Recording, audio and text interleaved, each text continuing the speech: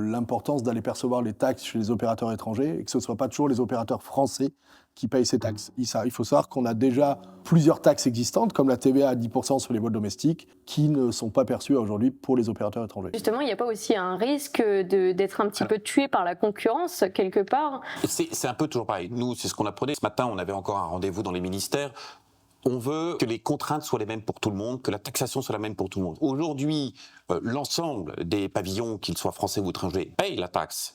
Le seul problème, c'est que comme c'est une taxe déclarative, elle est collectée en fonction de la déclaration. Et bien évidemment, le pavillon étranger la déclare moins. Donc on voudrait que le pavillon étranger, qu'on puisse avoir 100% d'encaissement de la taxe et pas juste 70 ou 60 ou 50%, parce qu'il est difficile d'aller collecter une taxe qui est déclarative et qui n'aurait pas été déclarée, soit par méconnaissance de la réglementation, simplement, parce qu'on ne connaît pas toutes les règles de tous les pays quand on arrive.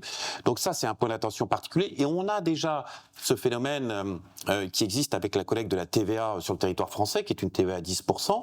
Et cette TVA aujourd'hui, malheureusement, alors pour le coup, elle est principalement dans la quasi-totalité collectée sur le pavillon français et pas collectée sur le pavillon étranger. Donc on veut simplement que quand on va dans un pays, on applique les règles et on paye les taxes et que tout le monde soit équitable. Sinon, le pavillon français qui est déjà en déclin disparaîtra et les entreprises françaises iront se mettre à l'étranger, en tout cas leur pavillon. Donc c'est pas du tout du gagnant-gagnant cette histoire. Je pense qu'il y a un truc intéressant, c'est de préciser qu'aujourd'hui, un pavillon comme Malte a 3 fois plus d'avions sous pavillon maltais que sous pavillon français.